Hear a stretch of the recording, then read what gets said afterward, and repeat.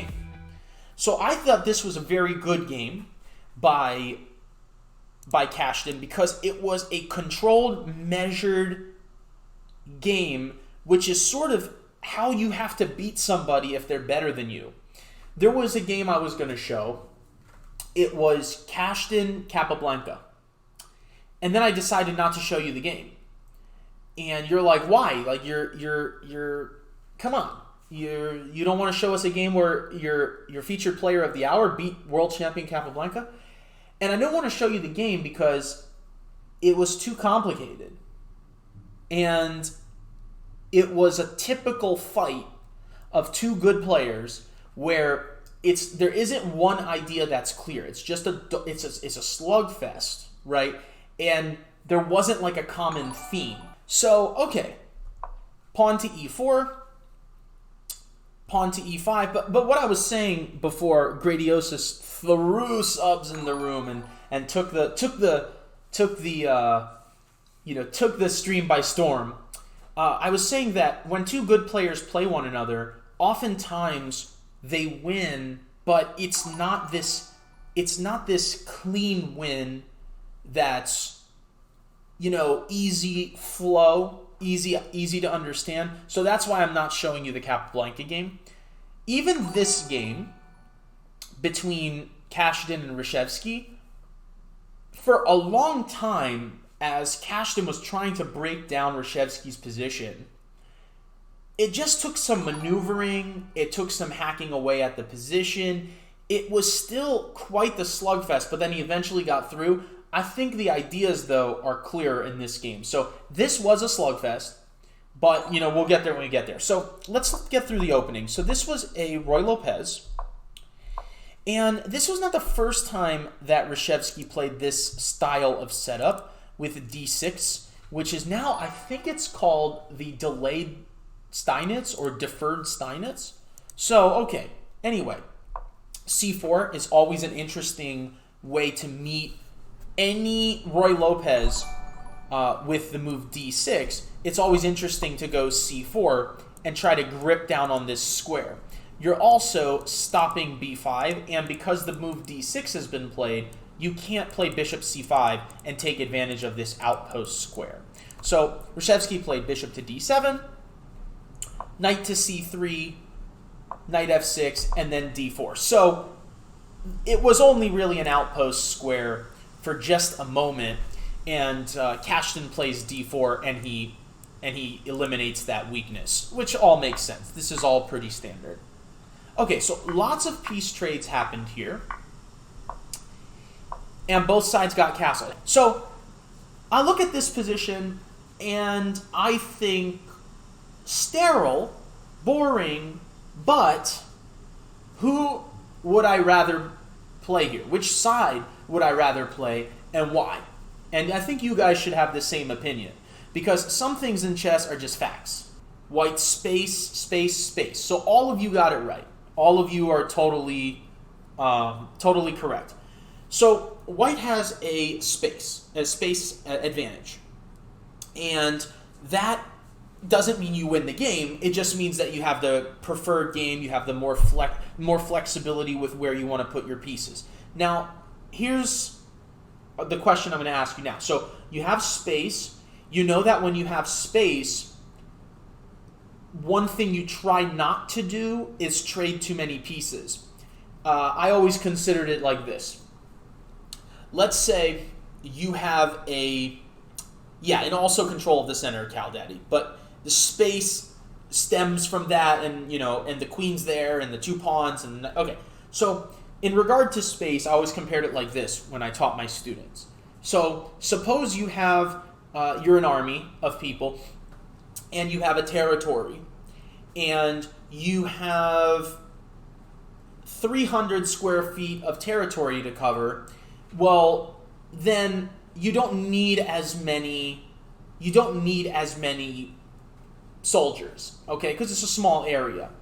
Let's say you're trying to secure an area that is 1,000 square feet. You're going to need more people. So in this case, white has more space, white needs more forces. So white is not looking to trade.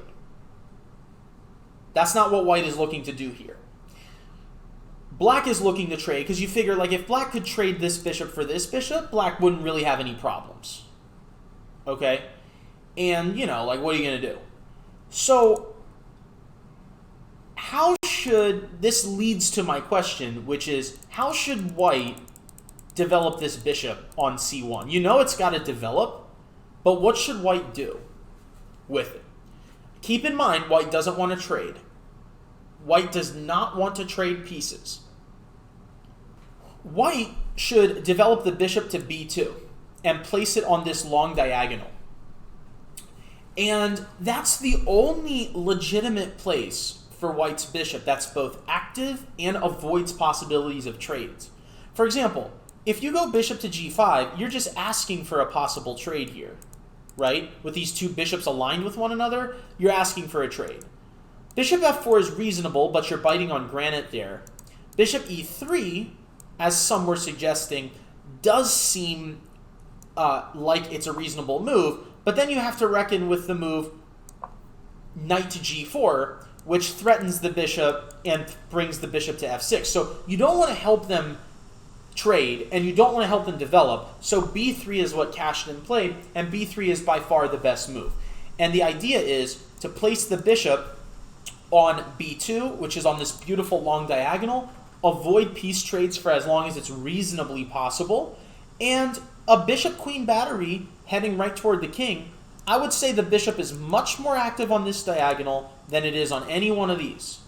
Okay, so b3, very strong move. Rook f to e8, bishop to b2, bishop back to f8.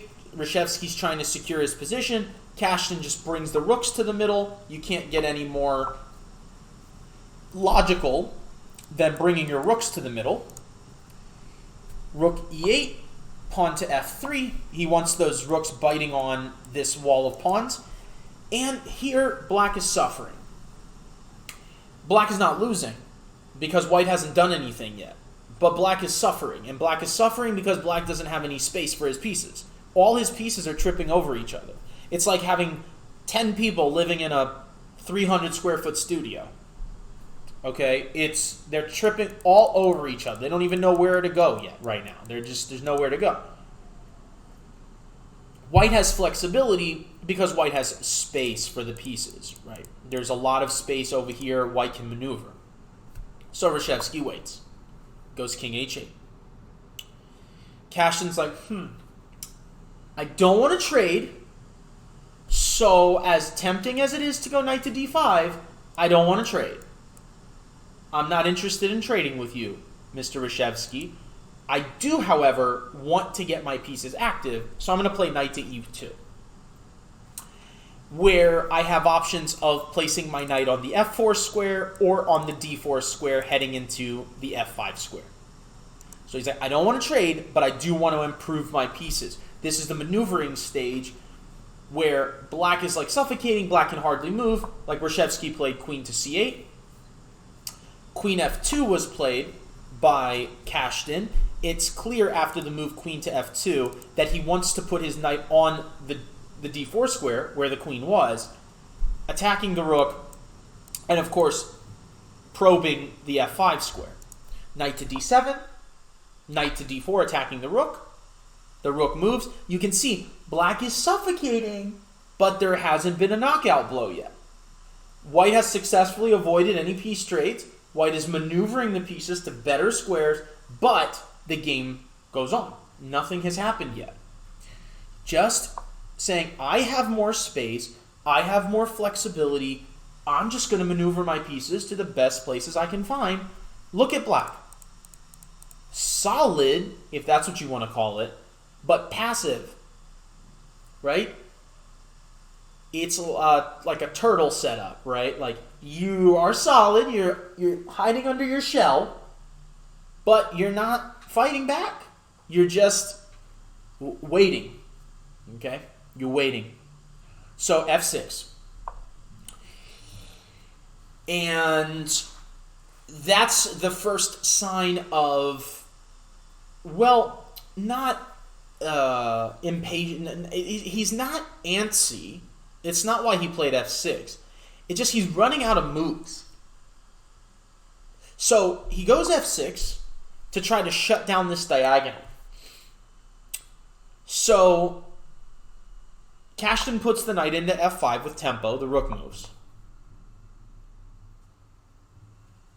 And now, sorry, I felt like I needed to sneeze. Okay, so here the knight is on f5. The bishop is tied down to the protection of this pawn. You really do not want to move this pawn forward, because then you weaken this whole diagonal. So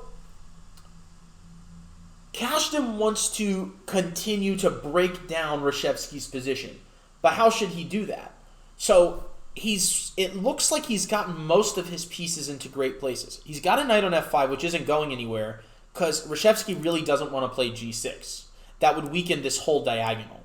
So what should Kashdan do to try to weaken this diagonal even further, try to coerce black into moving the g-pawn to pry open this diagonal? Very good, everyone. I see Deneki says h4, March the h-pawn says 3 degrees, SJB says Harry the h-pawn, put it in h, Gordilli, we got a Ben Feingold fan that put it in h, and then h4, yes, very strong.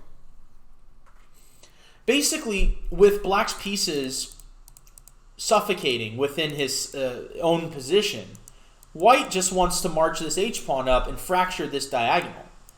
And I always, I've been analyzing games for a long time. Of course, I play chess too, right? I'm not just a teacher. But one thing I noticed with the lower the rating of a player, the more antsy they are about always having to do something aggressive or do something, or do something that, they always want to jump the gun, okay?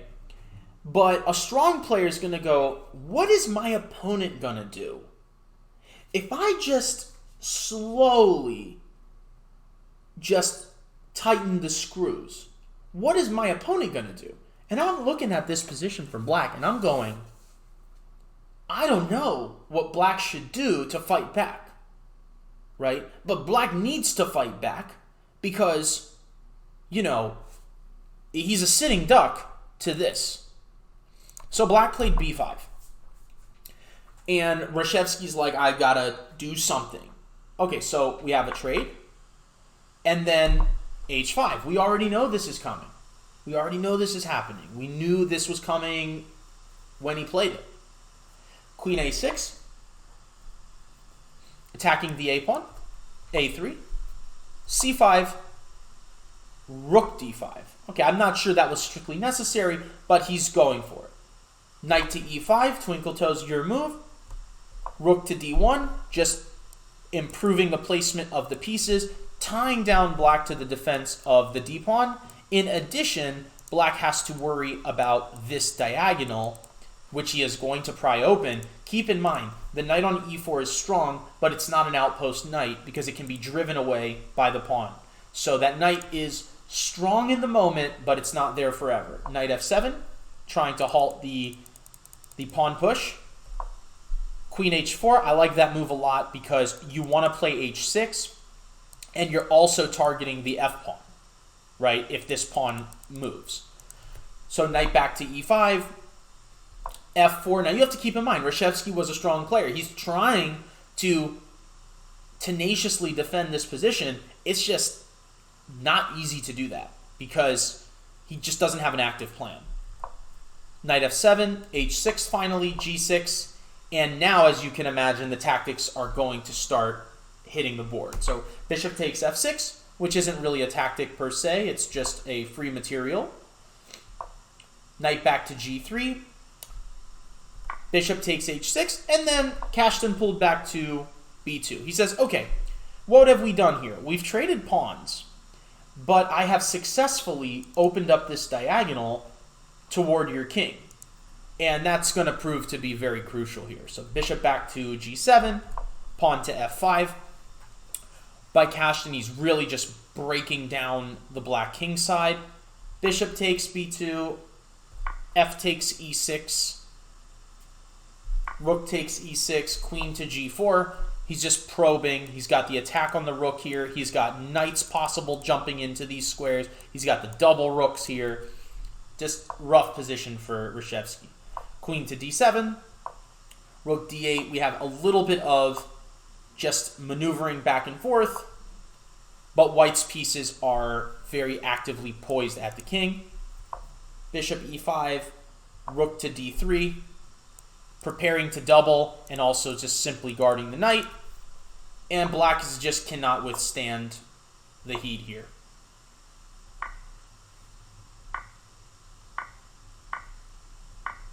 Yeah, and okay, it's simplified in the end where White kept his exchange and Reshevsky resigned. So I would say the last 5 to 10 moves were not the most instructive part of that game, but I would say that in general, that is a pretty normal way when two very strong players play one another, or two players that are similar in strength to one another play. It's not usually a 20 or 30 move game. It's a combination of things, right? You maybe get a small advantage from the opening, then you have to milk that into the middle game, which is what happened in this case. He got in the opening position, especially after the very accurate move b3, placing the bishop on this diagonal. White really just had a very strong space advantage and piece activity, and so White milked that very well. And I would say the thing that I would take away from this game, if I were you, would be that, when your opponent is stuck to passivity, doesn't really have anything to do but wait, you shouldn't wait per se, but you should improve your pieces to their maximum. So, like knight e2, for example, right? Not trading pieces, but recognizing that it may be best for the knight to make its way to f5, one way or another. Then he pulls the queen back to f2, recognizing that the queen is going to be well placed on the king side, and the knight could go to d4, where it's going to gain a tempo and get into f5. Then, that happened.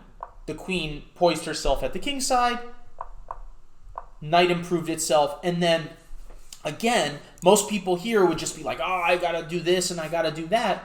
And then Kashdan just says, let's throw more fuel into the fire. Black has no strong pawn breaks. Black doesn't want to go here and open up the diagonal. Black can't play d5, attack in the center. b5 is possible. That's what happened in the game. So Kashdan was just like, okay, we're adding more fuel to the fire. We're going to play h4, h5, h6. We're going to pry open. So it seems like all of this happens really slowly, but in a chess game, that's normal. When two players play against one another and they're similar in strength, I don't care what your favorite book by Cyrus Lakdawala says, Winning with the Larson's Opening. You're not going to just go in there and win in 20 moves out of the opening. When you're playing somebody of equivalent or better or greater strength, which in this case for Kashdan, Reshevsky was better than him, when you beat a player that's better than you, you're going to have to beat them. Especially at this level, you really have to just beat them in a lot of different ways. You're not just going to go in there and say like, oh, I'm just going to, 20 moves, I'm going to wipe you out. That's not how it happens. He did it gradually, but successfully. Hi, I'm Peter Giannatos, founder of the Charlotte Chess Center. Subscribing to our YouTube channel is statistically proven to limit your blunders.